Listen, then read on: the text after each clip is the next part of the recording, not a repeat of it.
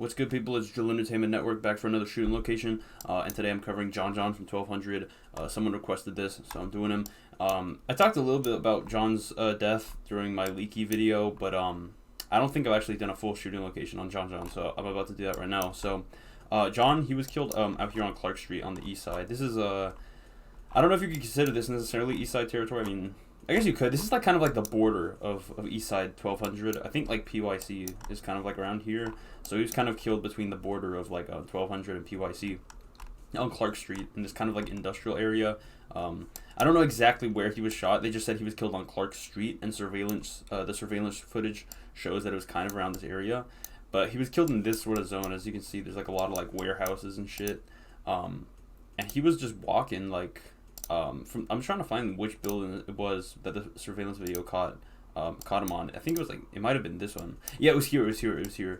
I don't know if this is exactly where he was killed, but if you look at the surveillance footage, it shows like the shooter's van driving off from this like I guess you could call this like this truck depot or something. I guess this is like a warehouse or something. Yeah. So I think John was just walking here. It was John, Leaky, and I think John's sister. They were just walking.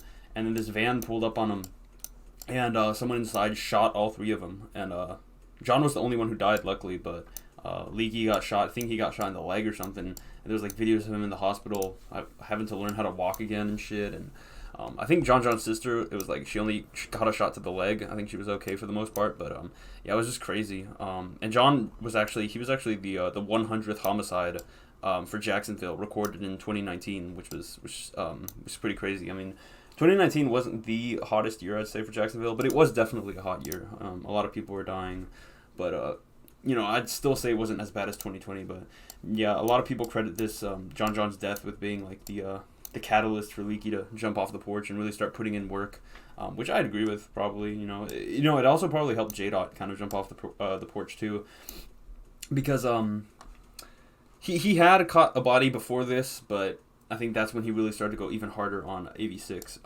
And in my 3.5 video, I was rewatching the video I made on 3.5s earlier yesterday, and I was like wondering why 3.5 was killed, and I was saying, oh, like, yeah, it doesn't make sense for 1200 to just go after AV-B when their main beef is with 6 Block. And then I was thinking, oh, well, maybe it was get back for Nate from 1200, like Nate got killed by AV-B. Which is possible, but I think it's actually this. I think 3.5 was actually get back for John, and I didn't even think about that at the time, but I'm like, yeah, that makes sense, because I found out kind of who some of the shooters were, and one of them, I think at least, no, two of them were from AV-B, and so it makes sense, like, oh shit, that was get back for John. 3.5 was get back for John. The young coups spun AV-B and got get back for John, so that was probably the reason for it.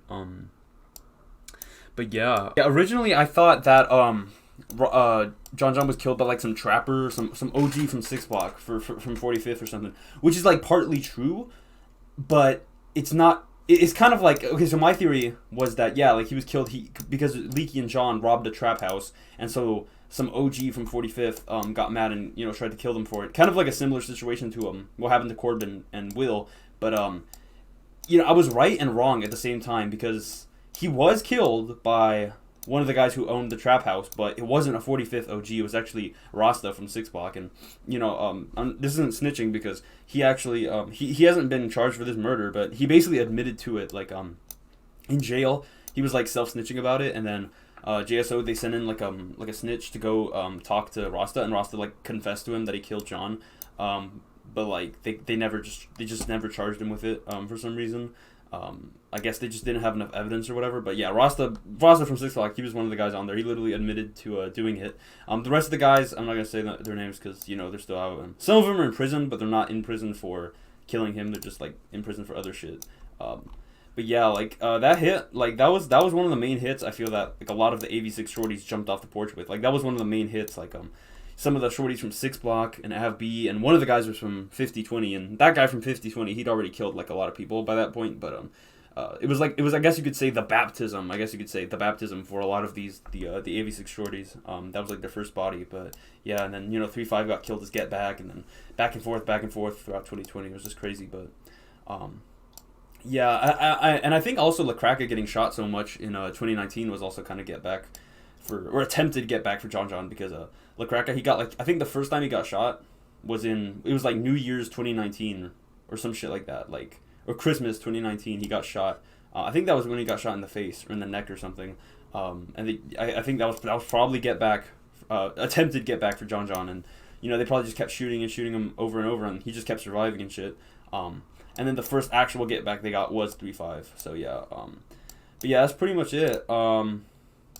Yeah, I guess just let me know what shooting location you want me to cover next. Not too much with this one, pretty straightforward. Kind of scary though. Like this is a pretty scary area. I'd be scared if I was fucking John John. Imagine like, I mean, why the fuck were you walking through here? This is like sketchy place, you know. Warehouses, they always creep me out. This is like some fucking fucking organized crime type shit, you know. That shit always scares me. But that must have been scary for him because yeah, this van just pulls up out of nowhere and just fucking kills him and just swerves off. But I'm actually kind of surprised that they didn't catch the guys who did this because there's literally surveillance footage of the fucking van going in. And Rasta or whoever was the driver, all these guys are very, very, very lucky that the camera was at such a bad angle because I don't think the van was even really tinted, or it was kind of tinted, but it wasn't really like that, and it had like writing on the side and shit. It was like kind of a terrible drill car because it's like it's a very distinct vehicle. It has like writing on the side. They probably stole it from some business to do the drill, but yeah, like they're very lucky that the camera didn't catch them because like if the camera had been in a better angle, they would have seen who was doing it, unless they wore a mask. But still, like.